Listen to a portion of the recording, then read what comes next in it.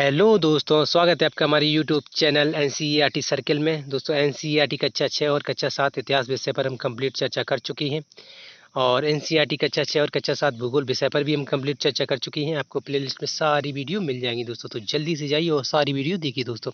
और दोस्तों, क्रम से देखिए, तभी आपको एनसीईआरटी पढ़ने का मज़ा आएगा और तभी आप एनसीईआरटी को अच्छे से समझ पाएंगे और तभी आप एनसीईआरटी से अच्छा कंटेंट प्राप्त कर पाएंगे। ठीक है दोस्तों, तो एक महत्वपूर्ण जानकारी दोस्तों, हमारी यूट्यूब चैनल एनसीईआरटी सर्किल में आपको कक्षा 6 से लेकर कक्षा 12 तक सभी विषयों की एनसीईआरटी पुस्तकों के वीडियोस मिलेंगी दोस्तों। तो बनी रहिए हमारी यूट्यूब चैनल एनसीईआरटी सर्किल पर दोस्तों आज हम एनसीईआरटी कक्षा 6 विज्ञान विषय पर चर्चा करने जा रहे हैं, जिसके अंतर्गत हमें आज अध्याय 14 कंप्लीट करना है दोस्तों। और इससे पहले हमने 13 अध्याय कंप्लीट कर लिए हैं दोस्तों। ठीक है, तो देखते हैं 14 अध्याय जल है। ठीक है, मान लीजिए किसी कारणवश आपके परिवार को एक सप्ताह तक प्रतिदिन एक बाल्टी जल मिलता है।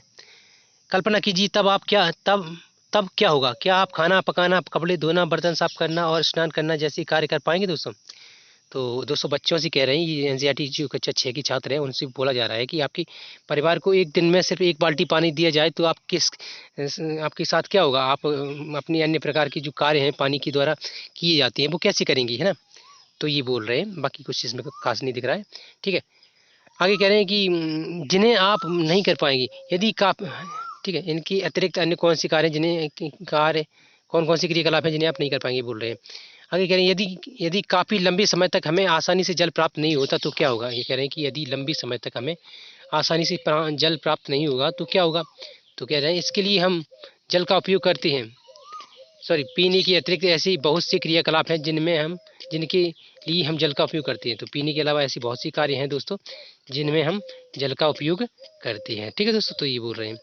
आगे देखिए, चित्र 14.1 में देखते हैं। ये देखिए, इसमें ये दिखा रहे हैं। ये देखिए 14 पॉइंट पानी के उपयोग। ठीक है दोस्तों, ये क्या कर रही हैं जी, स्त्री छपी हुई है, बच्चा है, लड़का है, बच्ची है दोस्तों। तो ये क्या क्या कार्य कर रही है। ये कपड़े धो रहा है, ये नहा रहा है, ये पीने के लिए ले जा रहे हैं और ये पता नहीं किसके लिए ले रही होंगी। ठीक है दोस्तों, तो ये आगे देखिए, हाँ आगे इधर नीचे देखिए, हम कितने जल का उपयोग करते हैं दोस्तों। क्रियाकलाप देखिए, प्रत्येक दिन की उस समय उन सभी क्रियाकलापों की सूची बनाइए जिसमें आप जल का उपयोग करते हैं। दोस्तों बच्चों से ही बोल रहे हैं, हमें नहीं बनाना ये सब, ना ही क्रियाकलाप करना है हमें।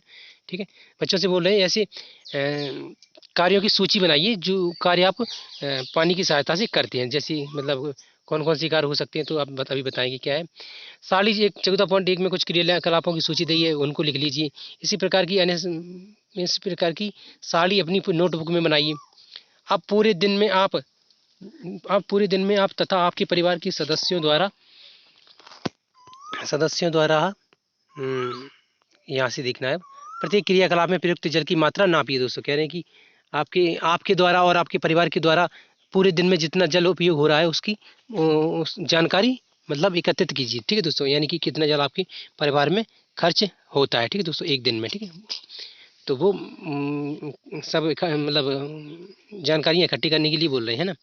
आप मापन के लिए मग, गिलास, बाल्टी या किसी अन्य बर्तन का उपयोग कर सकते हैं। ठीक है, तो बोल रहे हैं आप किसी भी बर्तन की सहायता से ये नाप कर सकते हैं। ठीक है, आगे देखिए, साड़ी आपके परिवार द्वारा एक दिन में उपयोग की होने वाली जल की का अनुमान। ठीक है दोस्तों, पीने में, ब्रश करने में, नहाने में, बर्तन साफ करने में, कपड़े धोने में, शौचालय में, फर्श साफ करने में, कोई अन्य कार्य, और यहाँ पर पूरा डाटा इकट्ठा करना है। ठीक है दोस्तों, अब देखिए, अब आप यह जान गए होंगे कि प्रतिदिन आपके परिवार में लगभग कितने जल का उपयोग होता होगा। ठीक है, क्या आप अपनी स्वच्छता के लिए एक दिन में उपयोग की जाने वाले पानी की मात्रा का अनुमान लगा सकते हैं? तो बिल्कुल लगा सकते हैं दोस्तों, लेकिन कभी कभी मुश्किल भी हो जाता है ना।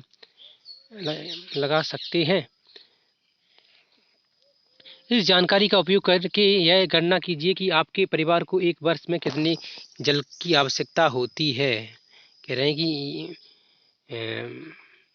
इस जानकारी का उपयोग करके आप ये गणना करें कि आपके परिवार को एक वर्ष में कितनी जल की आवश्यकता होती है। ठीक है, अब जल की इस मात्रा को अपने परिवार के सदस्यों की संख्या से विभाजित कीजिए दोस्तों। तो बोल रहे हैं कि एक एक दिन का आंकड़ा इकट्ठा करके, एक एक दिन की जानकारी इकट्ठी करके, डाटा इकट्ठा करके आप ये अनुमान लगाइए कि आपके परिवार में एक साल में कितना जल उपयोग किया जाता है। ठीक है दोस्तों, तो ये आप कर सकती हैं। वैसे मुश्किल है लेकिन करने में कोई दिक्कत नहीं है, नहीं आनी चाहिए वैसे, अगर करने पर मतलब मन बना ही लिया है तो, है ना। आगे देखिए, यह आपके परिवार के सदस्यों की एक वर्ष की जल की आवश्यकता का ज्ञात कराएगा। दोस्तों पता लगाइए पता लगाइए आपके गांव या शहर में कितने लोग रहते हैं। अब आपको यह बोध हो गया होगा कि आपके शहर अथवा गांव के लिए एक वर्ष में कितने जल की आवश्यकता होगी। तो दोस्तों फिर अपने परिवार से ही आपके गांव या शहर में जितने लोग रहते हैं उसके साथ मल्टीप्लाई कीजिए ना, ये तो उससे भी निकलेगा। आपके ऐसे बहुत सी क्रियाकलापों की सूची बनाइए इन्हें आप जल का उपयोग करते हैं। जिन अपनी ऐसी अन्य जो कार्य हैं उनको नोट कीजिए जिनमें आप जल का उपयोग करते हैं, ठीक है, बोल रहे हैं जिसमें। हाँ, क्या आप सोचते हैं कि हमारी हमारी जल की आवश्यकताएं इस प्रकार की क्रियाकलापों तक ही सीमित हैं? हम गेहूं, चावल, दालें, सब्जियां तथा अन्य बहुत सी खाने की वस्तुओं को प्रतिदिन उपयोग करते हैं। हम जानते हैं कि कुछ रेसी जिसका उपयोग हम कपड़ा बनाने में करते हैं पौधे से भी प्राप्त होता है ना। क्या इन्हें उगाने के लिए जल की आवश्यकता नहीं होती? बिल्कुल होती है दोस्तों, तो ये भी आप जोड़ सकते हैं, ठीक है दोस्तों। आगे देखिए, क्या आप जल के कुछ और उपयोग सोच सकते हैं? हमारे उपयोग की लगभग सभी वस्तुओं के उत्पादन में जल का उपयोग किया जाता है दोस्तों। हमारे द्वारा जो जल उपयोग किया जाता है, तो हमारे द्वारा जो भी अन्य और एक्टिविटी हैं दोस्तों, क्रियाकलाप हैं, उनमें भी जल उपयोग किया जाता है ना, तो उसके बारे में बताया जा रहा है, ठीक है। आगे कह रहे हैं, इसलिए जल का उपयोग केवल दैनिक कार्यों के लिए ही नहीं वरन बहुत सी वस्तुओं के उत्पादन के लिए भी होता है। जैसे कि खेती बाड़ी में हम जल देते, खेतों में जल देते हैं ना, अन्य अन्य जो उगाते हैं दोस्तों, उनमें जल का उपयोग किया जाता है, ठीक है दोस्तों। हम जल कहाँ कहाँ से प्राप्त करते हैं दोस्तों? हम जो जल को कहाँ कहाँ से प्राप्त करते हैं इसके बारे में बोल रहे हैं। अपने उपयोग के लिए आप जल कहाँ कहाँ से प्राप्त करते हैं? आप में से कुछ कहेंगे कि हम नदियों, झरनों, तालाबों और आगे क्या है इधर, तालाबों, कुओं अथवा हैंडपंपों से जल प्राप्त करते हैं दोस्तों, ठीक है। कुछ अन्य यह कह सकते हैं कि हम जल टोटियों से प्राप्त करते हैं। टोटियों में भी कहाँ से आएगा? कहीं ना कहीं से तो आएगा ही ना। जल कुएं, तालाब या नल या जो कुएं होते हैं, कुएं तो जोड़ ही लिया था। जल कुएं, तालाब, हैंड पंप वगैरह हैं, ठीक है, इनसे यहाँ से आता है, ठीक है। आगे क्या क्या आपने कभी सोचा है कि टोटियों में जल कहाँ से आता है? तो मैंने बताया कि ये भी किसी न किसी सोर्स से आता होगा, ठीक है।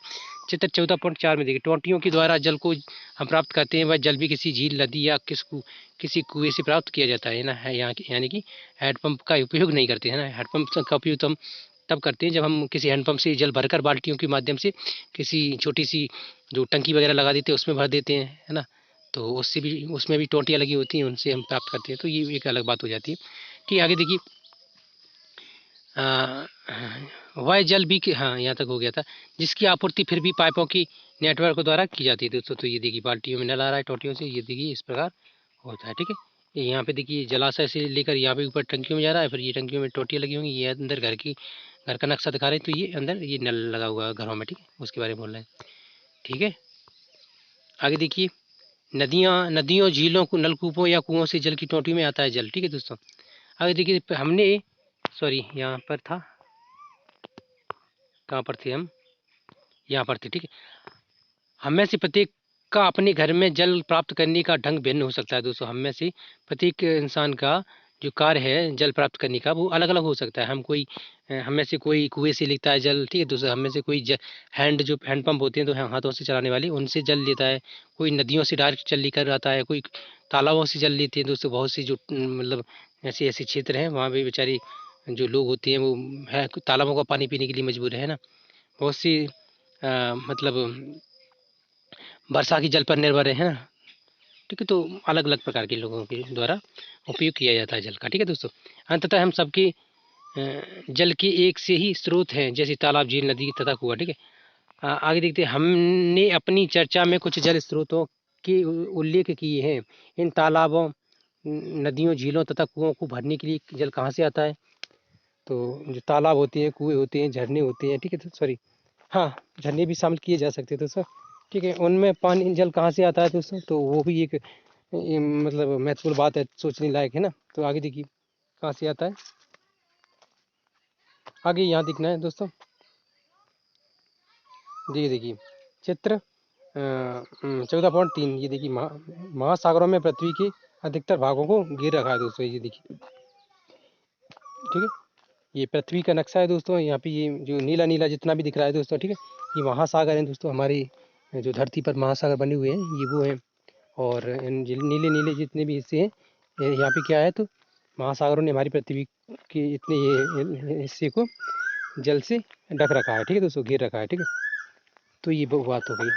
आगे देखिए, ये देखिए हमें प्यारा सा भारत देश भी हमारा दिख रहा है, ठीक है। ये अन्य देश है, ठीक है। तो ये देखिए आगे क्या कह रहे हैं, क्या आप जानते हैं कि पृथ्वी का 2/3 भाग जल से घिरा हुआ है। अगर ये आपको मालूम है तो अच्छी बात है, नहीं मालूम तो आप सोचिए दोस्तों, 2/3 हिस्सा पृथ्वी का जल से ही घिरा हुआ है ना। और ये काफ़ी बड़ा भाग है दोस्तों, जो जल से ढका हुआ है दोस्तों पृथ्वी का। इस जल का अधिकांश भाग समुद्रों और महासागरों में है दोस्तों। कह रहे हैं कि इससे जो नीला नीला पृथ्वी पर जितना भी भाग दिख रहा है दोस्तों जल का, ये किस रूप में है, तो महासागरों और समुद्रों में, ठीक है दोस्तों। जल में बहुत सी लवण घुले होते हैं दोस्तों। कह रहे हैं समुद्रों और महासागरों की जल में बहुत सी लवण घुले होते हैं, जिनमें लवण जिससे जल खारा होता है दोस्तों, जिनकी लवण की वजह से ये जल खारा होता है, ठीक है। इसलिए यह पीने के लिए अनुपयुक्त होता है तथा अन्य घरेलू कृषि तथा उद्योगों की आवश्यकता की पूर्ति के लिए उचित नहीं होता। तो ये जल दोस्तों, जो समंदर का और महासागरों का जल होता है, ये पीने के लिए उपयोगी नहीं होता। क्यों? क्योंकि इसमें बहुत अधिक मात्रा में लवण यानी कि नमक भरा होता है, ठीक है दोस्तों। तो इसलिए ये पीने लायक नहीं होता। और ये पीने लायक और अन्य प्रकार के जो घरेलू कार्य होते हैं उनमें भी उपयोग नहीं किया जा सकता, ठीक है दोस्तों। यहाँ तक कि खेती बाड़ी में भी उपयोग नहीं किया जा सकता है ना। आगे देखिए क्या कह रहे हैं कि कदाचित यानी कि शायद आपके एन.टी. कोलरिज द्वारा 1798 में लिखी गई कविता reign of the ancient mariner की ये पंक्तियाँ सुनी होंगी दोस्तों। कदाचित माने दोस्तों क्या होता है, तो आपको ये बता दें, कदाचित माने दोस्तों इसका अर्थ होता है शायद, यानी इंग्लिश में बोले तो परहैप्स, ठीक है। आगे के तो जो एक लेखक थे दोस्तों, ठीक है, उन्होंने ये 1798 में एक कविता लिखी थी, उसका ये मतलब पंक्ति बता रहे हैं। हर जगह जल ही जल, पीने के लिए कोई बूंद नहीं। यहाँ कभी नहीं महासागर में भटके किसी जहाज के नाविकों की करुणा गाथा का उल्लेख किया है दोस्तों। ये जो लेखक थे उन्होंने ये 2 लाइनें लिखी हैं, हर जगह जल ही जल, पीने के लिए कोई बूंद नहीं। तो इन्होंने क्या लिखा है, इन्होंने जल में फंसी महासागरों में फंसा कोई जो नाविक होता है उसके मन की बात लिखी है दोस्तों, है ना। ये वो नाविक समंदर में फंसा हुआ होगा, है ना, और बोल रहा होगा हर जगह जल ही जल है ना, और पीने के लिए एक बूंद भी नहीं है। तो ये दोस्तों इतनी सोचने के लिए बहुत बड़ी बात है दोस्तों। आप इसको छोटी सी बात समझकर इसको मतलब स्किप ना करें, इस पर ध्यान करें, ठीक है। पीने के लिए हर जगह जल ही जल, पीने के लिए कोई बूंद नहीं। देखिए कितनी महत्वपूर्ण बात है ना। तो समंदर में फंसा हुआ कोई व्यक्ति है, उसके चारों ओर जल है और वो बेचारा पी नहीं सकता उस जल को, है ना। तो ये ऐसी उसकी जो दिल की जो दिल में जो दर्द है उसको वो बयां कर रहा है, ठीक है। आगे देखिए, फिर भी महासागर हमारे उपयोग के लिए जल आपूर्ति में एक आवश्यक भूमिका निभाती है। क्या? इतना सब होने के बाद भी महासागरों में जो जल है वो हमारे लिए उपयोगी होता है। किस तरह से होता है, देखिए आप बताते हैं। क्या आपको यह आश्चर्यजनक लगता है, आखिरकार जो जल हम उपयोग करते हैं वह खारा नहीं होता। जो हम जल उपयोग करते हैं दोस्तों वो खारा क्यों नहीं होता, तो देखिए अब उसके बारे में आगे देखना है। आखिरकार जो जल, यहाँ तक तो हो गया, वह खारा नहीं होता। हम में से बहुत से लोग महासागरों में बहुत अधिक दूरी पर रहते हैं दोस्तों। जो हम लोग हैं ना, ये महासागरों से बहुत दूरी पर रहते हैं, बहुत से लोग रहते हैं ना। तो उसकी वजह से हो सकता है कुछ। आगे देखिए, महासागरों का जल उन तालाबों, झीलों, नदियों एवं कुओं में कैसे पहुंच जाता है जो हमें जल की आपूर्ति करती है। ऐसा क्यों क्यों है कि इन स्रोतों का जल किसी भी प्रकार से खारा नहीं होता। जो तालाब, कुएं जो हैं, इनका जल खारा क्यों नहीं होता। तो महासागरों का जल पहुंचता है क्या यहाँ पर। आगे देखिए, ये बोल रहे हैं, इसे समझने के लिए हमें जल चक्र के विषय में जानने की आवश्यकता होगी, ठीक है दोस्तों। आगे देखिए, जल चक्र क्या है, तो जल के विलुप्त होने की युक्ति है तो जल चक्र, ठीक है। तो दोस्तों आगे क्या कह रहे हैं, आपने कितनी बार यह देखा है कि फर्श पर फैला जल कुछ समय बाद सूख जाता है। यह जल विलुप्त होता प्रतीत होता है दोस्तों, मतलब गायब होता प्रतीत होता है। इसी प्रकार गीले कपड़े के सूखते समय भी जल विलुप्त हो जाता है दोस्तों। चित्र 14.4 में देखें, वर्षा के पश्चात गीली सड़कें, छतों तथा अन्य स्थानों से भी जल विलुप्त हो जाता है। यह जल कहाँ चला जाता है? तो यह जल वाष्पित हो जाता है दोस्तों। आपको बता दें, ये देखिए ये कपड़े सूख रहे हैं दोस्तों, है ना। अलमारी पर सूखते, अरे सॉरी, अलगनी पर सूखते कपड़े दोस्तों, अलगनी बोलते हैं, अर्गनी हम यहाँ पे बोलते हैं ना अपने यहाँ, ठीक है। क्या आपको अध्याय 5 का क्रियाकलाप 6 याद है, जिसमें हमने उस जल को गर्म किया था, जिसमें नमक घुला हुआ था। हमने क्या पाया था कि जल वाष्पित हो जाता है, ठीक है, हो गया है, तथा नमक शेष रह गया है। इस क्रियाकलाप से हमें यह बोध होता है कि गर्म करने पर जल वाष्पित हो जाता है, जल वाष्प में परिवर्तित हो जाता है। इस क्रियाकलाप से हम यह भी अनुभव कर सकते हैं कि जल वाष्प अपने साथ लवणों का वहन नहीं करता दोस्तों। कह रहे हैं कि जो जल वाष्प होता है, जल वाष्पित हो जाता है, तब वो लवणों को अपने साथ वाष्पित करके नहीं ले जाता है ना। तो इसी प्रकार आप समझ सकते हैं। देखिए क्या कह रहा है, इस प्रकार बनी जल वाष्प वायु का एक भाग बन जाता है दोस्तों। इस प्रकार बनी जल वाष्प वायु का एक भाग बन जाता है, ठीक है। जो वाष्पित जल होता है वो किस में परिवर्तित होता है? तो वायु में, ठीक है, वायु की अंबारों में, ठीक है, वायु की जो बादल होते हैं उसमें, ठीक है। आगे कह रहे हैं, हमने यह भी पाया कि जल को गैसीय अवस्था में परिवर्तन करने के लिए उसे गर्म करना अति आवश्यक होता है, अनिवार्य होता है, ठीक है दोस्तों। अनिवार्य होता है या आवश्यक होता है, एक ही बात है। आगे कह रहे हैं कि तथापि हमने यह देखा कि खेतों, सड़कों, छतों तथा अन्य जमीनी क्षेत्रों से भी जल वाष्प में परिवर्तित होता रहता है, ठीक है दोस्तों।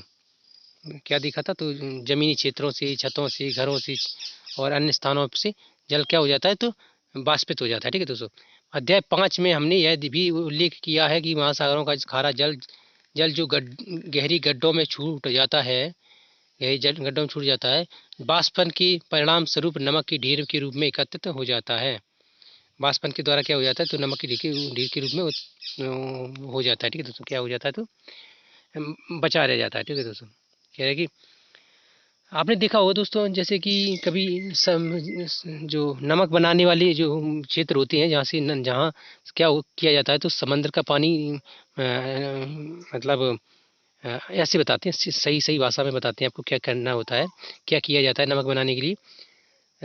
जैसे कि मान के समंदर के किनारे दोस्तों गड्ढे बना दिए जाते हैं, छोटी छोटी चौकोर आकार की या गोलाकृति की। फिर समंदर की लहरें आती हैं, तो वो लहरों से जो पानी होता है उन गड्ढों में भर जाता है, ठीक है। अब वो वहीं रह जाता है, ठीक है। फिर जब धूप वगैरह पड़ती है, तापमान, मौसम बदलता है, फिर धीरे धीरे वो पानी जो उसमें गड्ढों में भर गया था, लोगों ने बनाया था जो, ठीक है, उनका वो मेन काम रहता है, उनकी कार्य रहती है, ठीक है, वो धंधा होता है उनका, ठीक है। उनका उन्हीं से उन्हें रोजगार मिलता है, ऐसा भी कह सकते हैं आप, ठीक है। तो ठीक है, उसके बाद वो क्या करते हैं, वो पानी सूख जाता है और वो जो मतलब वो भरा रह जाता है पानी, मैं सही से बताता हूँ, जो पानी भरा रह जाता है, फिर वो धीरे धीरे उसमें से जल की मात्रा निकल जाती है और उसमें जो नमक की मात्रा रह जाती है, जल उड़ जाता है, ठीक है। और जो नमक बचा रह जाता है वो वहीं रह जाता है, ठीक है। फिर उसको अन्य प्रक्रियाओं के द्वारा एकत्रित करके फैक्ट्री में लाया जाता है, शुद्ध किया जाता है और मतलब फिर उसको लोगों तक सप्लाई की जाती है ना, उसका फिर व्यापार किया जाता है, ठीक है। उसकी पैकिंग बनाकर बेची जाती है, उसको खड़ा नमक के रूप में बेचा जाता है, तो ये सब, ठीक है। आगे देखिए, तो यही क्रिया बता रहे हैं कि यहाँ से जल मतलब जो जल होता है, जब वो अगर उसमें वो वाष्पित हो रहा है, तो वो अपने साथ सिर्फ जल को ले जाता है, ना कि लवणों को, ठीक है। आप समझ गए क्या कह रहे हैं, ठीक है। जल वाष्पित होते वक्त सिर्फ जल उड़ता है और लवणों को नहीं ले जाता अपने साथ, ठीक है। आगे देखिए क्रियाकलाप दो बता रहे हैं। दो एक जैसी प्लेट लीजिए, एक प्लेट को सूर्य के प्रकाश धूप में तथा दूसरे को छाया वाले स्थान पर रखिए दोस्तों, ठीक है। कहाँ रखना है? तो एक को सूर्य की रोशनी में यानी कि धूप में, और एक को छाया वाले स्थान पर, ठीक है। आगे देखिए क्या करें, अब इन दोनों प्लेटों में बराबर मात्रा में जल भरिए, ठीक है। चित्र 14.5 की तरह, ठीक है। कहाँ है 14.5? देखिए भाई कहाँ है, ये देखिए ये वाला, इस तरह से करना है, ठीक है। जल को मापने के लिए आप किसी बोतल के ढक्कन का उपयोग कर सकते हैं, बोतल के ढक्कन का, ठीक है। बोतल के ढक्कनों से धीरे धीरे छोटा छोटा करके इसमें आराम से भर दीजिए जल, ठीक है। अब देखिए, ध्यान रखिए जल इधर उधर ना उछले। प्रत्येक 15 मिनट पश्चात दोनों प्लेटों का परीक्षण कीजिए। क्या जल विलुप्त होता प्रतीत होता है? किस प्लेट का जल पहले विलुप्त होता है? जल के वाष्पन के लिए इस ऊर्जा का स्रोत क्या है? तो दोस्तों कह रहे हैं कि जल का जो वाष्पन हो रहा है उसके लिए किस ऊर्जा का उपयोग ये हो रहा है दोस्तों, ठीक है। तो सूर्य की किरणों का, सूर्य का जो प्रकाश है उसमें भी ऊर्जा होती है दोस्तों, उसका उपयोग हो रहा है किसमें? तो जल के वाष्पन में, ठीक है। आप समझ रहे हैं क्या कह रहे हैं? आगे देखिए, दिन दिन के समय सूर्य की किरणें महासागरों, नदियों, झीलों तथा तालाबों में भरी जल पर पड़ती हैं। क्या कह रहे हैं कि दिन के समय में सूर्य की किरणें होती हैं दोस्तों, क्या कहाँ पड़ती हैं? तो महासागरों, नदियों, झीलों, तालाबों में भरी हुई जल पर पड़ती हैं, ठीक है। खेत तथा अन्य भूमि क्षेत्रों में भी सूर्य की किरणों को ग्रहण कर सकते हैं दोस्तों। भूमि क्षेत्र भी सूर्य की किरणों को ग्रहण कर सकते हैं, ठीक है दोस्तों। इसके इनको ग्रहण करके क्या होता है फिर? इसके फलस्वरूप इन सभी का जल निरंतर वाष्प में परिवर्तित होता रहता है, ठीक है। जो अन्य स्थान है जो जो स्थान यहाँ पे बताए जा रहे हैं, ठीक है, महासागर, नदियाँ, झीलें, तालाब और जो जल के जो क्षेत्र है, भूमि वगैरह है यहाँ पर, ठीक है, ये इन पर जो प्रकाश पड़ता है उसके कारण क्या होता है? तो जल निरंतर वाष्प में बदलता रहता है, ठीक है दोस्तों। वाष्प यानी कि भाप, भाप बोल सकते हैं आप, है ना। अब तथापि जल में घुली रबड़ शेष रह जाती है। तो कह रहे हैं उसके बाद क्या होता है? तो जल में जो लवण होते हैं घुले हुए, वो शेष रह जाती है नीचे ही, ठीक है। यानी कि अपनी समंदर में नमक बनाने की क्रिया के द्वारा आप समझ सकते हैं, ठीक है। ऐसे लवण शेष रह जाते हैं, ठीक है दोस्तों, उड़ते नहीं हैं। ये देखिए यहाँ दिखाया जा रहा है, ये नमक जल वाष्पित हो रहा है, इसको मतलब थोड़े बूंदों के द्वारा दिखाया जा रहा है, वैसे ऐसा होता नहीं है, अदृश्य रूप में वो गायब होता है, ठीक है। आगे देखिए, यहाँ पे इधर आकर देखना है, ठीक है। क्रियाकलाप 2 में हमने यह देखा कि छाया वाले स्थान पर रखी हुई प्लेट में भी जल विलुप्त होता है, यदि भी इसमें अधिक समय लगता है दोस्तों, है ना। जल वहाँ जो छाया में हमने प्लेट रखी थी उस वहाँ से भी जल विलुप्त हो रहा है, लेकिन बहुत ही अधिक समय लेगा। किसकी तुलना में? जो धूप में रखी है उस प्लेट की तुलना में, ठीक है। आगे देखिए, ये क्या क्या सूर्य के इस प्रकाश की ऊष्मा यहाँ भी पहुँच जाती है? बिल्कुल पहुँचती है दोस्तों, बहुत ही कम मात्रा में, ठीक है। हाँ, ऐसा इसलिए होता है क्योंकि दिन के समय हमारी चारों ओर की वायु भी गर्म हो जाती है, ठीक है, हो जाती है, इसीलिए अर्थात सूर्य की ऊष्मा है यानी कि गर्मी है, हीट है, वो हर जगह पहुँच जाती है, ठीक है। आगे कह रहे हैं कि गर्म वायु छाया में रखे जल को वाष्पित करने के लिए ऊष्मा प्रदान करती है दोस्तों। क्या कह रहे हैं कि जो गर्म वायु है, वायु छाया में रखे जल को वाष्पित करने के लिए ऊष्मा प्रदान करती है दोस्तों, ठीक है। क्या करती है?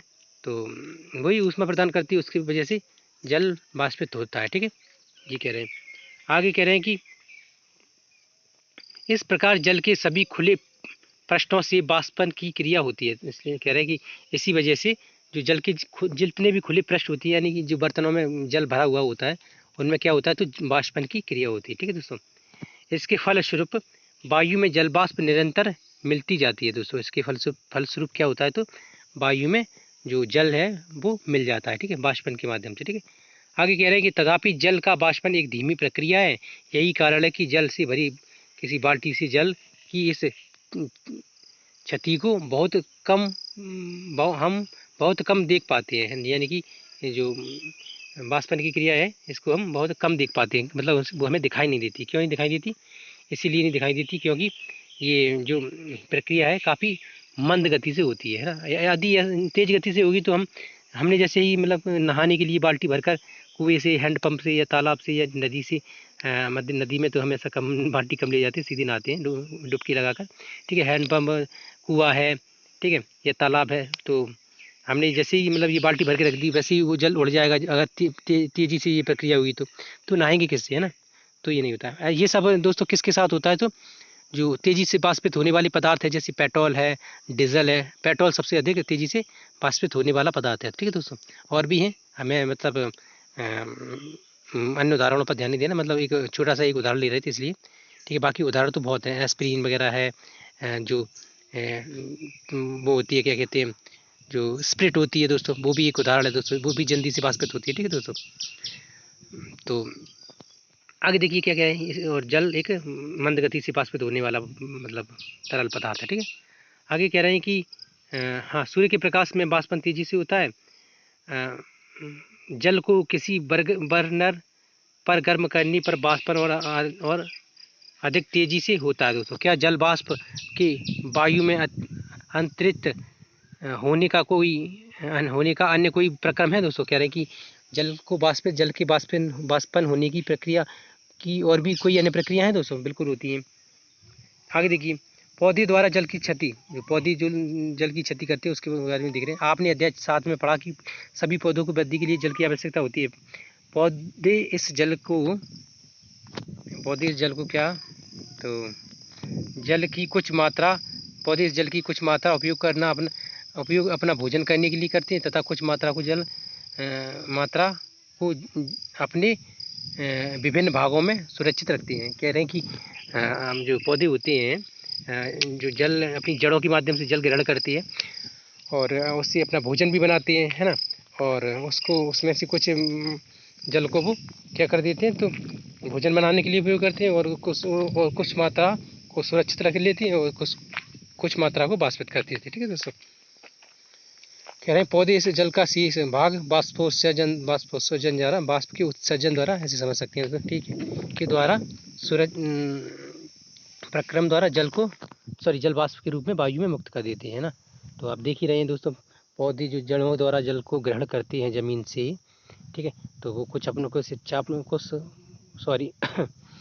कुछ हिस्सा अपने पास रख लेते हैं और कुछ हिस्सा क्या करते हैं, तो वो मतलब वाष्पोत्सर्जन द्वारा वायु में छोड़ देते हैं, ठीक है दोस्तों। आगे कह रहे हैं क्या आपको अध्याय 7 का वह क्रियाकलाप 4 याद है जिसमें आपने पत्तियों द्वारा जल की वाष्पोत्सर्जन का परीक्षण किया था? बिल्कुल याद है होगा, अगर नहीं याद है तो दोस्तों आप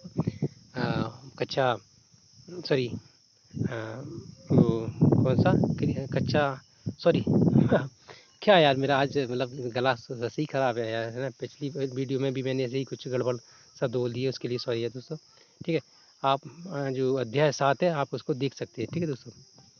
वायु में जल वाष्पन एवं संघनन के प्रक्रमों द्वारा प्रवेश करता है दोस्तों। जो वायु में जो जल है ना, किस द्वारा मिल जाता है, तो वाष्पन है, संघनन है, ये दो मतलब महत्वपूर्ण प्रक्रम है जिनके द्वारा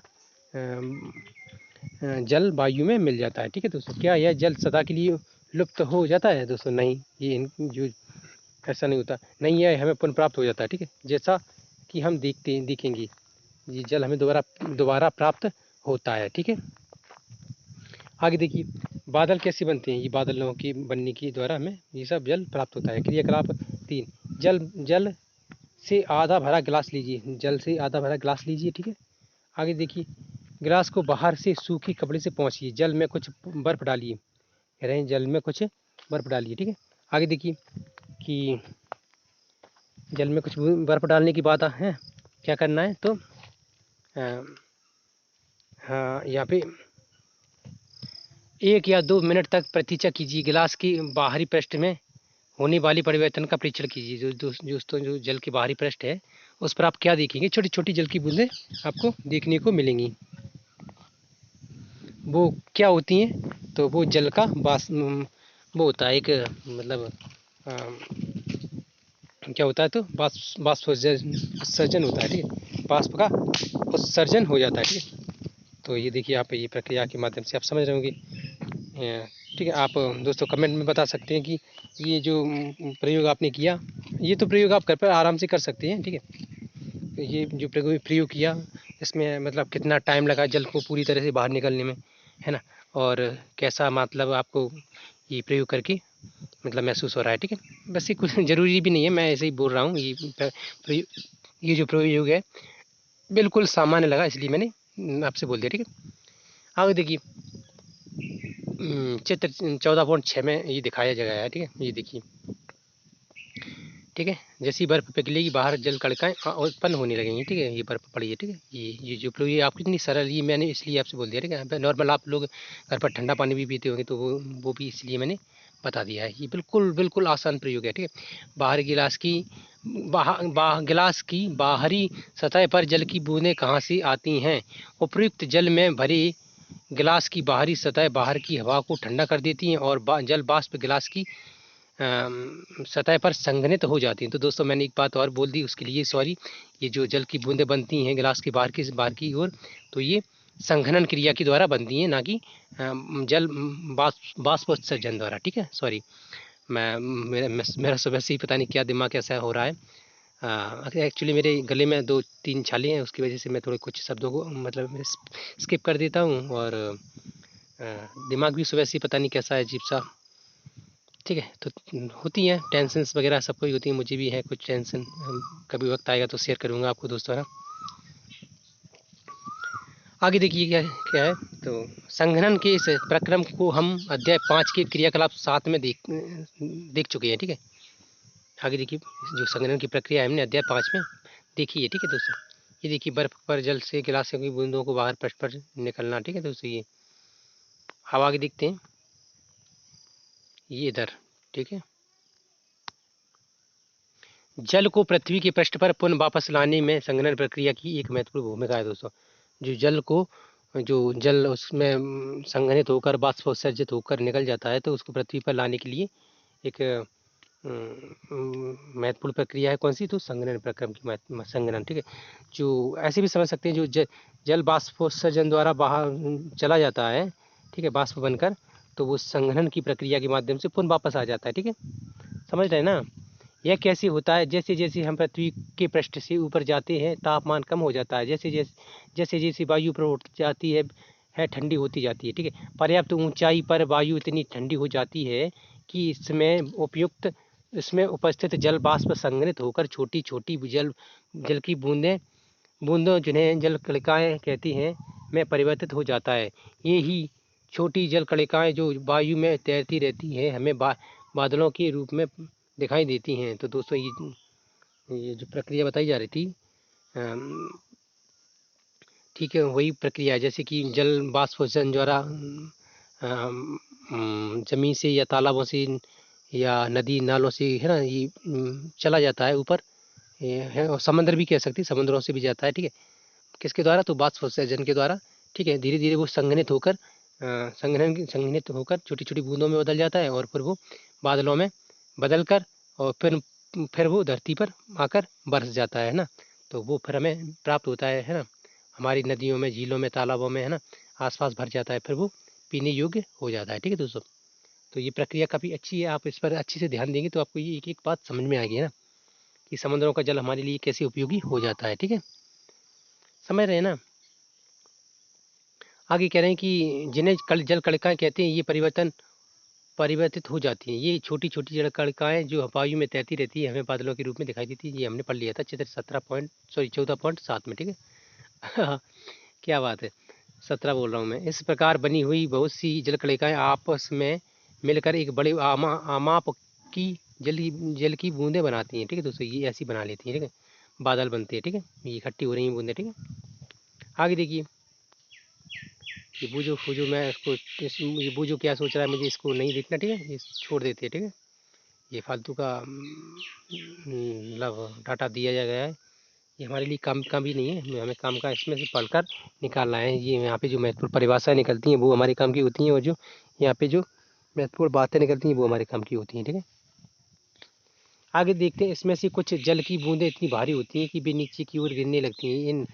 इन गिरती हुई बूंदों को ही हम वर्षा कहते हैं। ठीक है दोस्तों, ये जो बूंदें गिरती हैं बादल बनने से पहले ही, ये वर्षा हो जाती है। ठीक है, विशेष परिस्थिति में यह ओले या हिम के रूप में भी गिर सकती हैं। ठीक है, विशेष परिस्थिति में कब? तो आपने देखा है जब बादलों में हवाएं तेज चलती हैं, तो हवा को जो जल की बूंद होती है विपरीत आती हुई हवा को काटती हैं, और काटते वक्त हवाएं अति तेज हो जाती हैं, इस वजह से वो ओले में जल की ठोस बूंद में परिवर्तित हो जाती है। जी, आपने पिछली जो अध्याय है आप बता रहे थे कि अध्याय 7 में आप पढ़ सकते हैं। ठीक है, आगे कह रहे हैं कि इस प्रकार बाष्पन तथा बाष्पोत्सर्जन द्वारा जल वायु में पर चला जाता है। ठीक है दोस्तों, बादल बनते हैं और वर्षा, ओले तथा हिम के रूप में जल पुनः धरती पर वापस आ जाता है। ये कितना अच्छा काम है।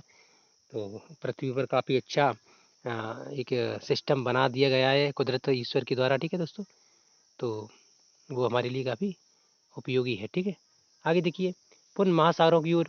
तो जो जल है पुन महासागरों की ओर किस प्रकार जाता है? तो वर्षा तथा हिम के रूप में पृथ्वी के विभिन्न भागों में आए जल का क्या होता है? तो वर्षा तथा हिम के रूप में पृथ्वी पर जो विभिन्न भागों में जो जल आ जाता है वापस, उसका क्या होता है? प्राय समस्त पृष्ठभूमि महासागरों की तल से महासागरों की तल से क्या कह रहे हैं, ऊंची हैं। तो जितनी भी जो पृष्ठभूमियाँ हैं दोस्तों, ये क्या है? तो ये महासागरों की तल से ऊपर है, ठीक है। और ये क्यों उपयोग में आती हैं? तो वर्षा तथा हिम के रूप में हिम के रूप में वर्षा तथा हिम के रूप में भूमि पर गिरा अधिकांश जल अंततः महासागरों से वापस चला जाता है। तो ये महासागरों में वापस चला जाता है दोस्तों। क्यों चला जाता है? कि इसी माध्यम के द्वारा, किसके द्वारा? तो बाष्प उत्सर्जन के द्वारा, ठीक है। तो आगे कह रहे हैं कि यह विभिन्न ढंगों में होता है, विभिन्न तरीकों की, विभिन्न ढंग यानी विभिन्न तरीकों में होता है, ठीक है। आगे देखिए, पर्वतों पर हिम पिघल कर जल बन जाती है दोस्तों। जो पर्वतों पर जो हिम होती है, हिम यानी बर्फ होती है पर्वतों पर, तो वो पिघल कर क्या बन जाती है? तो जल बन जाती है। और पिघलती क्यों है? तो सूर्य की द्वारा जो अत्यधिक तापमान धरती पर आता है, सूर्य का जो तापमान होता है उसकी वजह से पिघलती है, ठीक है, ठीक है, उच्च ताप की वजह से। आगे देखिए, तो क्या कह रहे हैं कि यह जल पहाड़ों में झरनों एवं नदियों के रूप में नीचे गिरता है दोस्तों। क्या आप समझे? तो ये जो जल होता है तो किसके द्वारा फिर नदियों में, झरनों में आता है? तो किसके द्वारा? तो वही पिघल कर, ठीक है दोस्तों। जो हिम नदियों का जल बर्फ था वो पिघल कर कहाँ आता है? तो नदियों में, झरनों में, ठीक है, और झीलों में आ जाता है। आगे कह रहे हैं कुछ जल तो चित्र 14.8 में दिखाया जा रहा है। ये कहाँ है 14.8? तो यहाँ दिखाया जा रहा होगा। ये देखिए, ये जो नदियाँ हैं ये इधर बताया जा रहा है। ये हिम है, ये पिघल कर इस तरह से यहाँ आ जाता है, ठीक है, और ये यहाँ पे बता रहे हैं, ठीक है। फिर ये मतलब ये चक्रीय क्रम बता रहे हैं। और अंत में बाप, ये अभी पढ़ेंगे, जल चक्र है ये, ठीक है, झरनों के रूप में बह जाता है। जल कुछ जल जो वर्षा के रूप में भूमि पर गिरता है वह भी नदियों और झरनों के रूप में बह जाता है। अधिकांश नदियां भूमि पर लंबी दूरी तक तय करती हैं दोस्तों। कह रहे हैं अधिकांश नदियां भूमि पर लंबी दूरी तय करती हैं, ठीक है दोस्तों। अधिकांश, सॉरी हाँ, यहाँ तक। और अंततः किसी समुद्र या महासागर में गिर जाती हैं दोस्तों। और अंत में कहाँ जाती हैं? तो किसी समुद्र में या महासागर में गिर जाती है, ठीक है। आगे कह रहे हैं कि गिर जाती हैं कहाँ? तथापि कुछ नदियों का जल झीलों में बह जाता है। तथापि कह रहे हैं कि बहुत सी नदियों का जल झीलों के रूप में बह जाता है, ठीक है दोस्तों। आगे कह रहे हैं वर्षा का जल भी झीलों तथा तालाबों को भर देता है। जो वर्षा का जल होता है वो भी झीलों और तालाबों को भर देता है, ठीक है दोस्तों। आगे कह रहे हैं कि आप समझ रहे हैं ना क्या कह रहे हैं? कि वही जल का चक्र बता रहे हैं। वैसे उसमें कुछ ज़्यादा खास चीज़ नहीं है, आप देख रहे होंगे। वर्षा का जल भी झीलों तथा तालाबों को भर देता है। वर्षा की जल का कुछ भाग भूमि द्वारा सोख लिया जाता है। तो वर्षा का जल जो गिरता है ज़मीन पर वो भूमि के द्वारा भी सोख लिया जाता है, ठीक है दोस्तों। और उससे जमीन, भूमि उपजाऊ भी होती है, ठीक है दोस्तों। भूमि के लिए वो महत्वपूर्ण भी होता है, ठीक है। तो ये बता रहे हैं। आगे कह रहे हैं और मृदा में विलुप्त हुआ प्रतीत होता है दोस्तों। कह रहे हैं कि मृदा में वो ऐसा प्रतीत होता है कि वो खो गया हो, है ना। आगे कह रहे हैं इस जल का कुछ भाग वाष्पन तथा बाष्प उत्सर्जन द्वारा क्या होता है? बाष्प उत्सर्जन द्वारा वायु में, वापस वायु में चला जाता है, ठीक है दोस्तों। तो ये बता रहे हैं, ठीक है। ये देखिए, ये जो हिम नदियों के द्वारा पिघल कर आया वर्षा का जल झरनों और नदियों के रूप में बहता है, ठीक है दोस्तों। ये वर्षा का जल है। शेष जल धीरे धीरे भूमि के नीचे रिसता रहता है दोस्तों। जो शेष जल वो होता है वो धीरे धीरे भूमि के वायु, सॉरी, भूमि में नीचे रिस जाता है, ठीक है दोस्तों, समा जाता है, सोख लिया जाता है। इस जल का अधिकांश भाग हमें भौम जल के रूप में उपस्थित होता है। इसी जल का जो सोख लिया जाता है जमीन, भूमि के द्वारा, वो जल हमें किसके रूप में प्राप्त होता है? तो भौम जल के रूप में। भौम जल यानी कि जो हम हैंड पंप के द्वारा, बोर के माध्यम से मतलब प्राप्त करते हैं ना, ठीक है, उसके द्वारा बता रहे हैं, ठीक है। कुओं का भरण भौम जल से ही होता है दोस्तों। जो कुएं होते हैं उसमें जल की आपूर्ति किस प्रकार होती है, तो इसी माध्यम से, है ना। किस माध्यम से, तो जो जल के द्वारा जमीन के द्वारा सोख लिया जाने जाता है ना, जो जल का हिस्सा, ठीक है, उसी के द्वारा ये जल वापस जमीन में चला जाता है और फिर कुएं के माध्यम से हमें प्राप्त होता है, ठीक है। बिल्कुल नॉर्मल चीज़ है, इसमें आपको ज़्यादा दिमाग नहीं लगाना, आप बस ये धीरे धीरे सुनते जाइए और अच्छे से समझिए, ठीक है दोस्तों। आगे कह रहे हैं कुओं का भरण भौम जल से ही होता है। कह रहे हैं कुओं का भरण है जो दोस्तों, भरण यानी कि पोषण यानी कि पूर्ति, ठीक है, या आपूर्ति कह सकते हैं, ठीक है। इसी प्रकार की झीलों इसी प्रकार कुछ झीलों की जल का स्रोत भी भौम जल से ही होता है। बहुत सी झीलें भी दोस्तों ऐसी ही हैं जो मतलब ऐसे ही मतलब जो भौम जल होता है उसी के वजह से चल रही हैं, उसी की वजह से उनमें जल चल नहीं रही, सॉरी, उसी की वजह से उनमें जल है, ठीक है, समझ रहे हैं ना। आगे देखिए क्या कह रहे हैं, यानी कि बहुत सी ऐसी मतलब झीलें हैं जो कभी सूखती नहीं है ना, और उनमें पानी हमेशा भरा रहता है, ठीक। अब आप समझ गए होंगे, ठीक है। आगे कह रहे हैं कि अ, हाँ, कहाँ पर थी, तो ठीक है, यहाँ पर थी है। हैंड पंप या नलकूपों से खींचा गया जल भौम जल से ही आता है। मैंने बोला ना, हैंड पंप के द्वारा भी हम जल ग्रहण करते हैं, नलकूप होते हैं उनसे भी आजकल तो हम क्या करते हैं, बोर बोर वगैरह कर लेते हैं, तो जल्दी जल्दी पानी मतलब प्राप्त कर लेते हैं, है ना। तो ये हो गया। आगे देखिए, अ, यह क्षति सॉरी अति उपयोग के कारण भौम जल की स्तर की यह क्षति चिंता का विषय है दोस्तों। जो भौम जल में हम अत्यधिक मतलब उपयोग कर रहे हैं, हर जगह देखिए बोर कर लेता है इंसान, हर जगह बोर करता है, ठीक है। तो अब एक ही मोहल्ले में दोस्तों 10-10 बोर होंगे दोस्तों। मैं अपनी मोहल्ले का ही उदाहरण दे रहा हूँ, तो मेरी मोहल्ले में मेरी जो रहने का जो नगर है दोस्तों, मैं इस नगर में रहता हूँ, इसमें हर 30 फुट पे लगभग एक बोर है दोस्तों। और ये दोस्तों इलीगल होता है ये सब, है ना। लेकिन क्या करें, यहाँ पे कोई नियम स्ट्रिक्शंस है ही नहीं है, तो क्या क्या कर सकते हैं। मेरे घर में दोस्तों वो बोर नहीं है, मैं उसके लिए मतलब अति मतलब प्रसन्न हूँ, और चाहूँगा तो करवाऊँगा भी नहीं, किसी के यहाँ से पैसे देकर जल लेना सबसे बढ़िया है, ठीक है। आगे देखिए, और फिर सुविधा है दोस्तों, मेरे पास ये पर्याप्त सुविधा नहीं है, इसलिए भी एक अलग बात है ना। आगे बढ़ते हैं, मैं कुछ फालतू का भी बोल देता हूँ उसके लिए सॉरी, ठीक है। आगे देखिए, क्या कह रहे हैं कि यहाँ पे पहली एक चिंता को आपसे बांटना चाहती है। उन क्षेत्रों में जहाँ भूमि पर वनस्पति बहुत कम है बा या बिल्कुल नहीं है, वहाँ वर्षा का जल शीघ्र बह जाता है। बहुत सी ऐसी भी क्षेत्र है जहाँ अधिकांश जमीन कंक्रीट से ढकी होती है। ऐसी भूमि में जल का रिसाव बहुत कम होता है, जिससे अंततः भौम जल की उपलब्धता प्रभावित हो जाती है दोस्तों, है ना। जो बच्ची है, क्या नाम है उसका, पहली, वो सोच रही है कि बहुत सी ऐसी जगह है जहाँ पेड़ पौधे कम हैं, और बहुत सी ऐसी जगह है जहाँ बंजर भूमि है, जहाँ कंक्रीट वगैरह है, पत्थर वगैरह की जो भूमि है ना, पहाड़ी इलाका है, वहाँ जल की बहुत कम मात्रा है दोस्तों। तो वहाँ पर किस प्रकार लोग मतलब भूमि से जल ग्रहण करते होंगे, है ना। तो यानी कि भूमि जल का वहाँ पे रिसाव बहुत कम है, ठीक है दोस्तों। इससे अंततः भूमि जल की उपलब्धता प्रभावित होती है ना, बोल रही है बच्ची वो।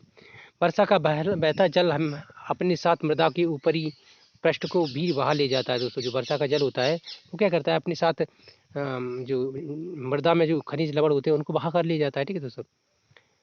आगे कह रहे हैं कि वर्षा रूपी जल ओलों तथा हिम के रूप में महासागरों से वापस पहुंच जाता है।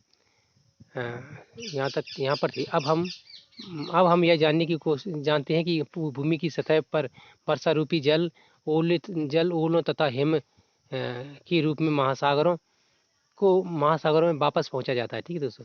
तो ये भी है। इस प्रकार जल पृथ्वी की ऊपरी सतह से जल वाष्प के रूप में वायु में जाता है। वर्षा ओले तथा हिम के रूप में वापस लौटता है दोस्तों। जो जल है वो किसके रूप में, वर्षा, वायु और जल के रूप में वापस लौट जाता है ना। तो ये बता रहे हैं। आगे देखिए, इस प्रकार बोल रहे हैं, इसी चीज़ के बारे में बता रहे थे, ठीक है दोस्तों। और अंत में वापस महासागरों में लौट जाता है। जल के इस प्रकार की चक्रण करने को जल चक्र कहती है। चित्र 14.9 समुद्र तथा भूमि के बीच यह जल चक्र एक निरंतर प्रक्रिया है। यह है भूमि पर जल की आपूर्ति बनाए रखता है दोस्तों। ये जो जल की प्रक्रिया है ये भूमि पर क्या बनाए रखती है, तो जल की आपूर्ति, ठीक है दोस्तों। इसी प्रकार हमें जल की समस्याओं का सामना नहीं करना पड़ता। अदरवाइज अगर ये प्रक्रियाएं ना हो, ये जल चक्र ना हो, तो इंसान पानी के लिए बहुत परेशान हो जाए, यानी कि पीने के लिए, किसी भी काम के लिए उसको जल बिल्कुल उपलब्ध ही ना हो, है ना। तो देखिए आगे क्या कह रहे हैं कि यहाँ पर, ठीक है, ये यदि भारी वर्षा हो तो क्या होगा। वर्षा का समय, अवधि तथा मात्रा विभिन्न स्थानों पर भिन्न होती है। संसार के कुछ भागों में पूरे वर्ष वर्षा होती रहती है, जबकि ऐसे स्थान भी हैं जहाँ पर वर्षा कुछ दिनों के लिए होती है। हमारे देश में अधिकांश वर्षा मानसून के मौसम में होती है दोस्तों। हम कह रहे हैं कि यदि वर्षा बहुत अधिक हो तो क्या प्रभाव पड़ेगा दोस्तों, है ना। तो उसी के बारे में चर्चा हो रही है। कह रहे हैं कि बहुत से स्थानों पर अधिक वर्षा होती है, बहुत से स्थानों पर कम वर्षा होती है। बहुत से स्थानों पर दोस्तों अम, अ, मतलब किसी मौसम में, मतलब किसी किसी स्थान पर किसी मौसम में, किसी स्थान पर किसी मौसम में वर्षा होती है। तो वर्षा की विभिन्न प्रकार की बारे में बताया जा रहा है ना दोस्तों। आप आगे देखिए क्या कह रहे हैं कि हमारे देश में अधिकांश बारिश होती है तो किस प्रकार होती है, तो मानसून के द्वारा, ठीक है। हमारे देश में मानसूनी वर्षा होती है, ठीक है। आगे कह रहे हैं विशेष गर्मी की गर्म दिनों के बाद वर्षा हमें हमें राहत प्रदान करती है। हम कह रहे हैं कि गर्मियों के दिनों में वर्षा हमें राहत देती है ना, हमारे यहाँ जो मानसूनी वर्षा होती है वो, ठीक है। आगे देखिए बहुत सी फसलों,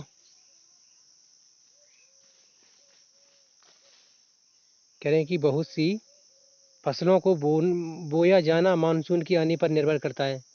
हम दोस्तों बहुत सी फसलें बोते हैं तो किसको देखकर बोते हैं, किस चीज़ के आधार पर बोते हैं, तो मानसून को देखकर, ठीक है दोस्तों। तो जब मानसून आएंगी, बारिश होगी, तब हम वर्षा मतलब फसलें बोएंगे, है ना। और फिर उसके बाद उसका मतलब फसलों को काटेंगे दोस्तों। तो ये मतलब निरंतर प्रक्रिया होती रहती है, वर्षा पर ही निर्भर है इंसान जो खेती बाड़ी करता है। तो ये आपने देखा, ठीक है। आगे देखिए क्या कह रहे हैं कि परंतु अत्यधिक वर्षा से बहुत ही समस्याएं उत्पन्न हो जाती हैं। जो अत्यधिक वर्षा होती है, गैर समय होती है, कभी कभी देखा होगा आपने कि फसलें खड़ी हैं, काटने को हैं, और बारिश हो गई तो वो समस्याएं हैं दोस्तों, है ना। यही बात में, इसी बारे में बातें की जा रही हैं। चित्र 14.01 में भारी वर्षा से नदियों, हाँ, भारी वर्षा से नदियों और यहाँ क्या है, झीलों तथा तालाबों का जल स्तर बढ़ जाता है ना। भारी वर्षा होती है दोस्तों, उससे क्या होता है, नदियों, झीलों, तालाबों में जल स्तर बढ़ जाता है, ठीक है। ऐसा होने पर जल एक बड़े क्षेत्र में फैलकर बाढ़ का कारण बन जाता है दोस्तों। तो जल स्तर बढ़ेगा तो क्या होगा, तो बाढ़ बाढ़ का कारण बनेगा दोस्तों, है ना। और होती भी है दोस्तों, अक्सर आपने देखा होगा कहीं ना कहीं बाढ़ आती रहती है बरसात के मौसम में दोस्तों, है ना। तो देखिए आगे देखिए क्या कह रहे हैं कि है फिर, हाँ ऐसा कहाँ थी, यहाँ पर थी, ठीक है। यह खेतों, वनों, गाँवों और शहरों को जलमग्न कर देता है दोस्तों। आपने देखा ही होगा न्यूज़ों में, समाचारों में दोस्तों, अखबारों में, है ना, कि आज राजस्थान में मतलब बाढ़, राजस्थान के इस इलाके में बाढ़ आई है, आज गुजरात में इस इलाके में बाढ़ आई है, बिहार में इस इलाके में बाढ़ आई है, उत्तर प्रदेश में इस इलाके में बाढ़ आई है, हरियाणा, महाराष्ट्र, पंजाब। तो ये मतलब जो साउथ के क्षेत्रों में बाढ़ आ रही है, तो ये सब क्यों होता है दोस्तों। ये इसीलिए होता है कि मतलब अत्यधिक वर्षा होने के कारण जो क्षेत्र हैं जलमग्न हो जाते हैं और बाढ़ का मतलब रूप ले लेते हैं। नदियाँ, जलाशय, तालाब, ये सब, ठीक है, झीलें, झरने और भी माध्यम हैं, ठीक है दोस्तों। कहीं कहीं समुद्रों की वजह से बाढ़ आती है तो वो बाढ़ नहीं कही जाएगी, वो कही जाएगी क्या, तो उसको क्या कहती हैं, उसको कहते हैं समुद्री, मतलब जो सैलाब होता है उसको समुद्री सैलाब कहते हैं, ठीक है दोस्तों। आगे कह रहे हैं हमारे देश में बाढ़ से फसलें, पालतू जानवर, संपदा तथा मानव जीवन को अपार क्षति पहुंचती है दोस्तों। हमारे देश में क्या होता है, तो आपने देखा ही होगा बाढ़ों से क्या होता है, तो फसलों को नुकसान पहुंचता है ना। और पालतू पशु जानवर, इंसान भी मारे जाते हैं, संपदाएं नष्ट हो जाती हैं, है ना। और क्या होता है, और भी आप सोच सकते हैं, तो मानव जीवन भी मतलब प्रभावित होता है उसको, और उसको हानि पहुंचती है, ठीक है दोस्तों। ये बता रहे हैं। आगे देखिए क्या कह रहे हैं कि ये देखिए, ये यहाँ कितना अच्छा चित्र दिखाया जा रहा है। ये देखिए, ये किसी बाढ़ग्रस्त क्षेत्र का चित्र बनाया है दोस्तों, दृश्य चित्र, ठीक है दोस्तों। ये पशु बह रहा है दोस्तों, ये कोई मतलब सामान बह रहा है उसका, ठीक है।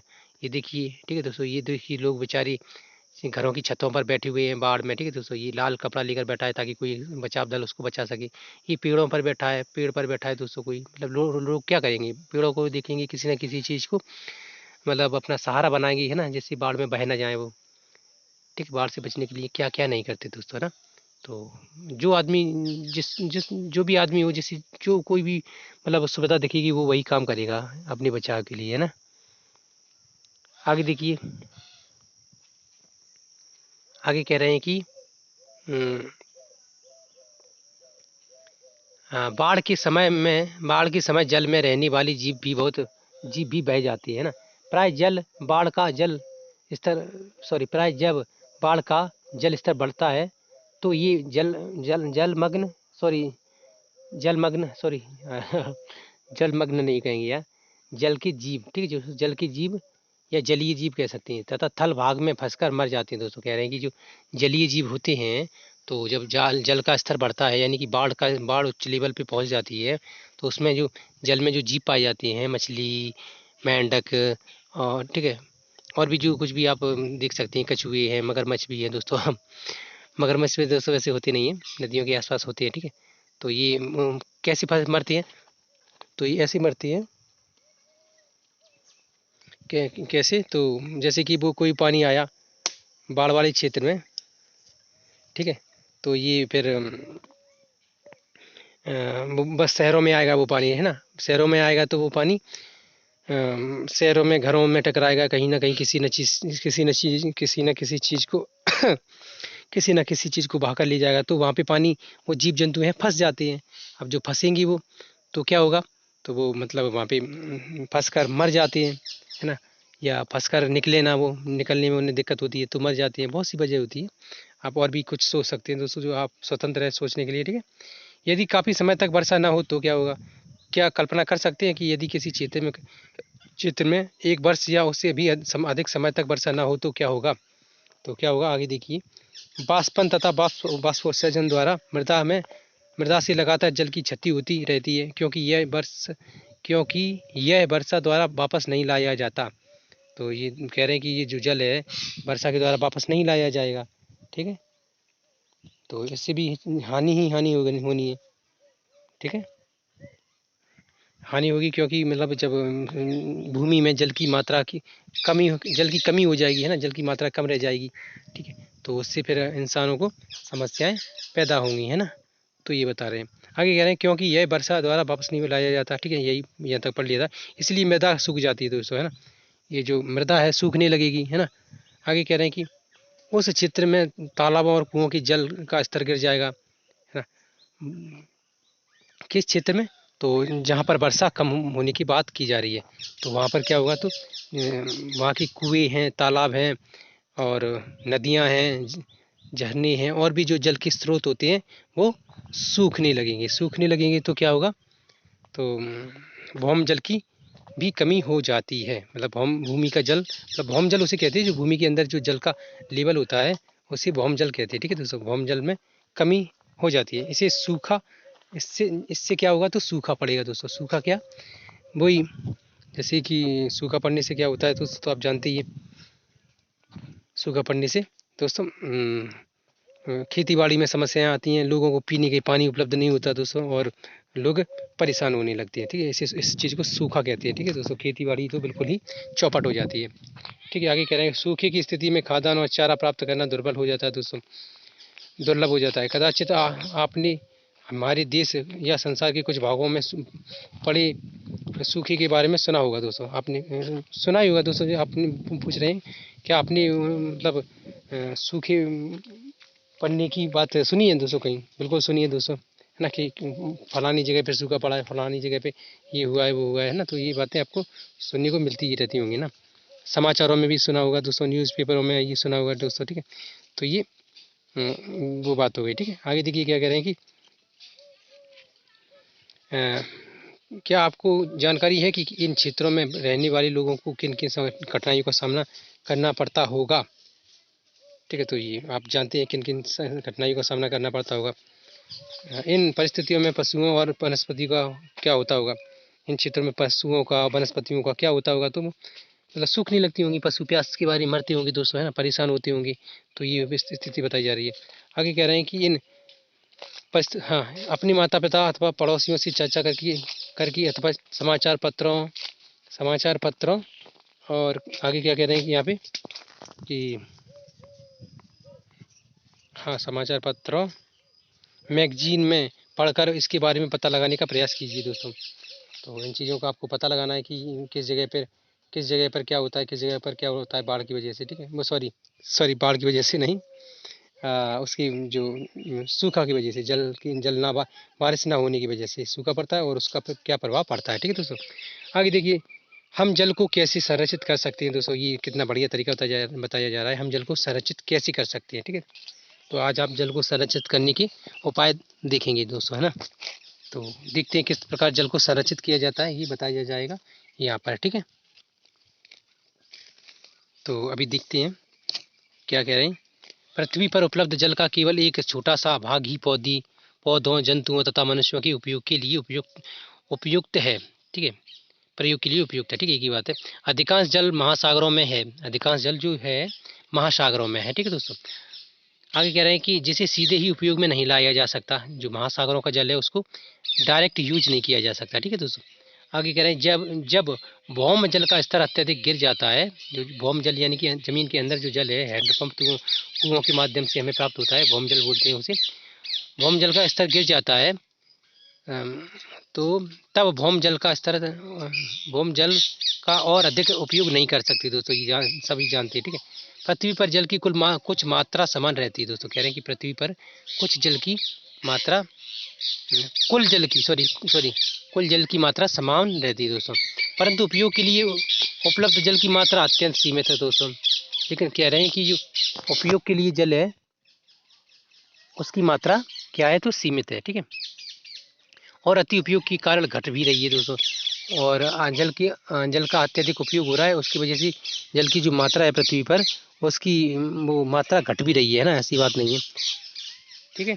तो मात्रा घट भी रही है। आगे क्या कह रहे हैं कि जल की मांग प्रतिदिन बढ़ रही है। जल की मांग क्या हो रही है, तो प्रतिदिन बढ़ रही है।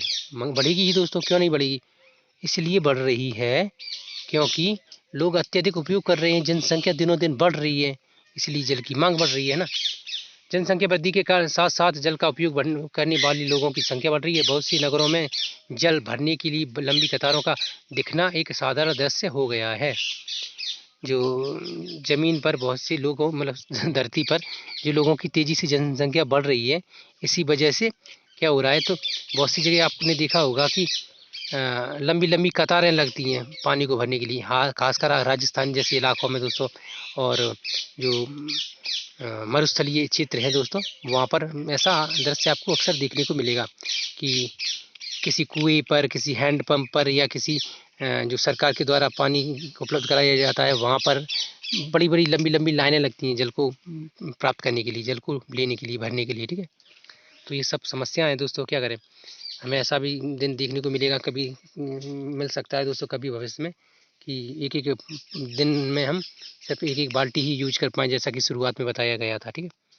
भविष्य में ऐसा हो सकता है दोस्तों, क्या करें। जल का अधिक से अधिक उपयोग करने से बच्चे, जितनी ज़रूरी है उतना उपयोग करें जल दोस्तों, है ना। फालतू जल मतलब बर्बाद ना करें दोस्तों, ये हमारी आपसे छोटी सी अपील है। अगर आप कहीं फालतू नल चलता हुआ देखते हैं आप कहीं, ठीक है दोस्तों, या आप कहीं फालतू किसी को पानी मतलब बर्बाद करते हुए दिखते हैं, या कहीं मतलब कोई भी मतलब वजह हो सकती है, कोई भी जगह हो सकती है जहाँ पर आप पानी बर्बाद होते हुए दिख रहे हैं, तो तुरंत दोस्तों उसको समझाइए, या उसको बंद टोटी हो, नल हो, उसको बंद कीजिए दोस्तों। लोगों को समझाएं और जागरूक करें दोस्तों, क्योंकि ये समस्या है दोस्तों, हमारे सामने बहुत बड़ी समस्या पैदा होने वाली है दोस्तों।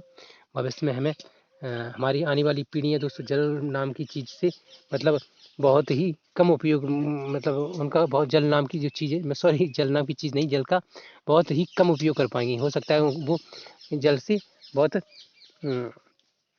मतलब क्या कह सकते हैं, जल का बहुत अधिक उपयोग ना कर पाए, है ना। वो उनकी जितनी ज़रूरत है उतना जल उन्हें उपलब्ध भी ना हो पाए, ऐसा भी हो सकता है दोस्तों, है ना। आगे देखते हैं। प्रयोग हो रहा है, अत्यधिक मात्रा में प्रयोग हो रहा है, यहाँ तक पढ़ लिया था। इन्हीं कारणों से संसार में बहुत सी भागों में जल की कमी हो रही है, इसलिए आवश्यक है कि जल का विवेकपूर्ण उपयोग किया जाए। हम सावधानी बरतें जिससे जल व्यर्थ ना हो। हम कह रहे हैं कि यही बोल रहे हैं ना, हमें सावधानी बरत कर जल का उपयोग करना चाहिए और अधिक जल का मतलब उपयोग नहीं करना चाहिए। जितना जल हो उतना ही उपयोग करें, ठीक है। जल एकत्र करने की लंबी कतार दोस्तों ऐसा दिन आगे आगे हमें देखने को मिलेगा दोस्तों। ये वक्त कभी न कभी आएगा क्योंकि इंसान मतलब जल का अधिक से अधिक दुरुपयोग कर रहा है ना। आगे देखिए, वर्षा के जल का संरक्षण किस प्रकार कर सकते हैं, तो देखिए उसका करने का उपयोग मतलब उपाय दिया जा रहा है, ठीक है दोस्तों। वर्षा के जल को एकत्रित करना और उसका भंडारण करने के बाद प्रयोग करना है जल की उपलब्धता में वृद्धि करने का एक उपाय है दोस्तों, ठीक है। क्या है कि दोस्तों वर्षा जल का उपयोग करना और उसका संरक्षण करना वो एक बहुत महत्वपूर्ण उपाय है दोस्तों, ठीक है। इससे क्या हो सकता है, तो जल में वृद्धि कर सकते हैं दोस्तों, है ना। आगे इस उपाय द्वारा वर्षा का जल एकत्रित करने को वर्षा जल संग्रहण कहते हैं, ठीक है। वर्षा जल संग्रहण का मूल मंत्र यह है कि जल जहाँ जहाँ गिरेगा वहीं एकत्रित किया कीजिए। ये इसके द्वारा ये इसका एक स्लोगन है दोस्तों। क्या है उसका अर्थ, मतलब उसका जो स्लोगन है उसका उसमें क्या है, तो जल जहाँ गिरे वहीं एकत्रित कर लो, है ना। जैसे कि तालाब में गिर रहा है तो तालाब में ही एकत्रित हो रही, दो नदी में गिर रहा है तो नदी में ही, मतलब नदी में तो वो बहता ही है, ठीक है। मतलब जैसे हमने बाल्टियाँ, जैसे बरसात के मौसम में बाल्टियाँ लगा देती है अपनी, मतलब जो छतों के माध्यम जो पाइप लगे होते हैं वहाँ पे लगा देते हैं, तो वो वहाँ पर एकत्रित कर लेते हैं। फिर उसका उपयोग करें दोस्तों, कपड़े धोने में ही उपयोग करें जो वर्षा जल है। जैसे हम घरों में बरसात के मौसम में क्या होता है, जैसे कि जल छतों से आता है पाइपों द्वारा, तो उसको क्या करना है दोस्तों, आज से आप मतलब ये बात ध्यान रखें और अच्छी से इसका भी उपयोग करें और ये बात दोहराएं, ठीक है। क्या करें, जैसी बारिश हो रही है आपके घरों में, तो जो पाइपों के नीचे बाल्टियाँ लगा दें और टफ वगैरह जो कुछ भी आपके पास बर्तन वगैरह हो बड़ी लगा दें। फिर जो वो भर जाए तो दोस्तों फिर नल का पानी यूज ना करें कपड़े धोने के लिए, हाथ पैर धोने के लिए, है ना, यहाँ तक कि नहाने के लिए भी नल के पानी का उपयोग ना करें, उसको बचा कर रखें, ठीक है। और जो वर्षा का जल है उससे कपड़े धो लें, ठीक है। उससे नहाएं, उससे ही हाथ पाँव धो, 2-3 दिन तक जो चली जाता है वो। और वर्षा के मौसम में तो वर्षा रोज़ होती है तो और भी उपयोग कर सकते हैं, और नहाने में भी वर्षा जल का ही उपयोग करें दोस्तों, है ना। क्योंकि उससे क्या होगा, तो उससे ये होगा कि हमारे द्वारा जो पीने का पानी जो बस पीने के लिए उसका उपयोग ना करें, वैसे करने को कोई बड़ी दिक्कत नहीं होती, ठीक है। क्योंकि जब वर्षा जल सबसे शुद्ध जल माना जाता है, आपको ये मालूम होगा दोस्तों, तो ठीक है। तो ये हो सकता है, ठीक है। और क्या क्या कर सकते हैं दोस्तों, तो ये वो जल उपयोग करें और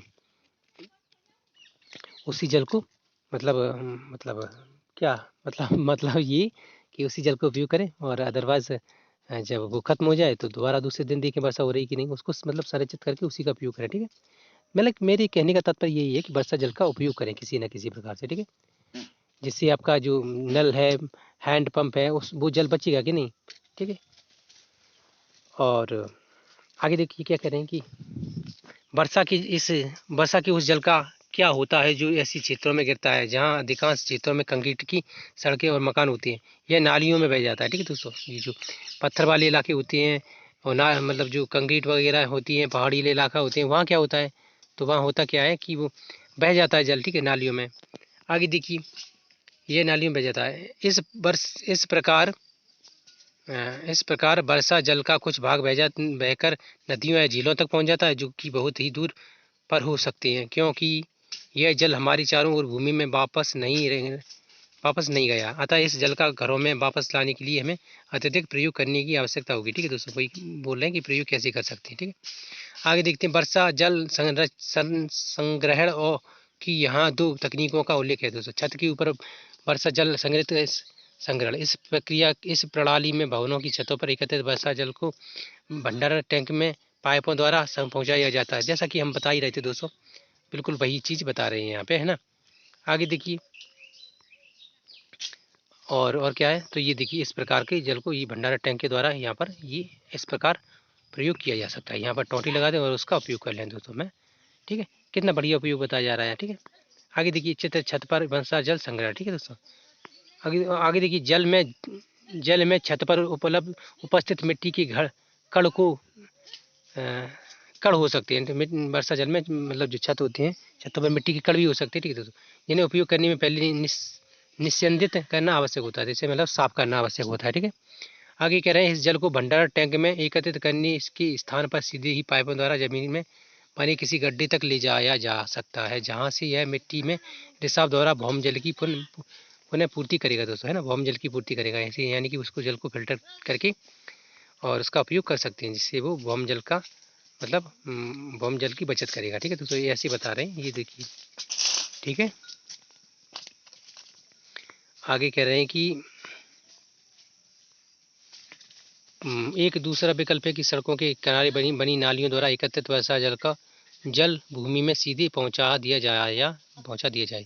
तो जो नालियां होती हैं वहां पर और गहरी नालियां बना दी जाएं और वो सीधी मतलब जल सोखता टाइप की बना दी जाए और वो जल जाएगा तो सीधा नालियों में जाएगा। ठीक है दोस्तों, तो ये बता रहे थे। आगे देखिए क्या कह रहे हैं कि आगे कुछ नहीं है, प्रमुख शब्द हैं दोस्तों। तो प्रमुख शब्दों को देखते हैं। बादल, संघनन, सूखा, बाष्पन, बाढ़, ओला, महासागर, वर्षा जल संग्रहण, हिम, जल वाष्प, जल चक्र। तो ये शब्द हैं दोस्तों, आप इनकी परिभाषाएं इसी अध्याय से मतलब देख सकते हैं दोस्तों, या अगर यूट्यूब गूगल से कहीं से आप इनको सर्च करके लिख सकते हैं। ठीक है, अपनी नोटबुक में, और उन्हें याद करें ताकि ये आपके आगे काम आए, और ये परिभाषाएं कभी कभी क्वेश्चन आंसरों में भी सहायक हो जाती हैं। ठीक है दोस्तों, तो ये हो गया। ठीक है, आगे देखिए, ये कुछ सारांश दिया गया है, इसमें भी बहुत महत्वपूर्ण जो बातें होती हैं वो हमें पढ़ने को मिलती हैं। देखिए क्या है, जल जीवन के लिए आवश्यक है, तो ये तो सभी को मालूम है और ये अच्छे से ध्यान भी रखता है हर इंसान। ठीक है, आगे कह रहे हैं कि वायु में बाष्पन और बाष्पोत्सर्जन द्वारा से जल वाष्प मिलता है दोस्तों। क्या कह रहे हैं, वायु में बाष्पन और बाष्पोत्सर्जन से जल वाष्प मिलती रहती है। ठीक है दोस्तों, आगे कह रहे हैं कि ये जल वाष्प वायु में संघनित होकर छोटी छोटी जल की बूंदें बनाती है दोस्तों, जो बादल जैसी दिखाई देती हैं दोस्तों। तो क्या कह रहे हैं कि जल वाष्प वायु में संघनित होकर छोटी छोटी बूंदों के रूप में दिखाई देती हैं, जो बादल का मतलब बादल जैसे जो बादल बन लगती हैं। ठीक है दोस्तों, मतलब जो बादलों जैसी लगती हैं, यानी ये बादल बन जाती हैं, एक ही बात है। आगे कह रहे हैं, बहुत सी छोटी जल की बूंदें परस्पर मिलकर वर्षा, हिम अथवा ओले के रूप में गिरती हैं। ठीक है दोस्तों, तो आप ये भी जानते हैं, वर्षा ओले तथा हिम नदियों, झीलों, तालाबों, कुओं तथा मिट्टी में जल की पुनः पूर्ति करती है दोस्तों। क्या कह रहे हैं, ये वर्षा ओले तथा हिम नदियों, झीलों एवं तालाबों में, कुओं तथा मिट्टी में जल की पूर्ति करता है दोस्तों। ठीक है, आप समझ रहे हैं ना क्या कह रहे हैं कि ये जो वर्षा है, ओले हैं और हिम नदियाँ हैं, तो ये क्या करती हैं, झीलों, तालाबों, कुओं में और मिट्टी में क्या करती हैं, तो जल की पूर्ति कर देती हैं। ठीक है, आगे देखिए, महासागरों तथा जलीय भागों के बीच जल के चक्र को जल चक्र कहते हैं। महासागरों जलीय भागों के बीच जल की चक्र को जल चक्र कहते हैं। ठीक है, आगे कह रहे हैं, अत्यधिक वर्षा से बाढ़ आ जाती है, जबकि लंबे समय तक वर्षा न होने से सूखा पड़ता है दोस्तों। तो जो यहाँ पे बताया जा रहा है कि यदि अधिक बाढ़ आएगी, अधिक वर्षा होगी तो बाढ़ आएगी, है ना, आप स्वाभाविक है, और बिल्कुल वर्षा नहीं होगी तो सूखा पड़ेगा, ये भी स्वाभाविक बात है, आप सब जानते ही हैं क्या है ना, ये कुछ मतलब ज़्यादा खास नहीं है। ठीक है, पृथ्वी पर उपयोग करने योग्य जल की मात्रा सीमित है, इसलिए विवेकपूर्ण उपयोग की आवश्यकता है। ठीक है दोस्तों, पृथ्वी पर जल की मात्रा सीमित है, इसलिए विवेकपूर्ण यानी कि अपनी बुद्धि से जल का उपयोग करें। ठीक है दोस्तों, बाकी आगे दोस्तों कुछ नहीं है, एक कक्षा की छात्रों के लिए महत्वपूर्ण क्वेश्चन आंसर वगैरह हैं। ठीक है, तो वो उनको पास करके उनको आंसर देकर परीक्षा पास करते हैं और अगली कक्षाओं में आते हैं। ठीक है दोस्तों, तो दोस्तों हमारी वीडियो पूरी देखने के लिए आपको थैंक यू, और हमारे यूट्यूब चैनल को सब्सक्राइब करें दोस्तों प्लीज़, और हमारे चैनल को शेयर करें दोस्तों सॉरी, हमारे यूट्यूब चैनल को सब्सक्राइब करें दोस्तों, हमारी वीडियो को शेयर करें। ठीक है, और हमारे वीडियोज़ को लाइक भी करें दोस्तों। तो वीडियो पूरी देखने के लिए थैंक यू।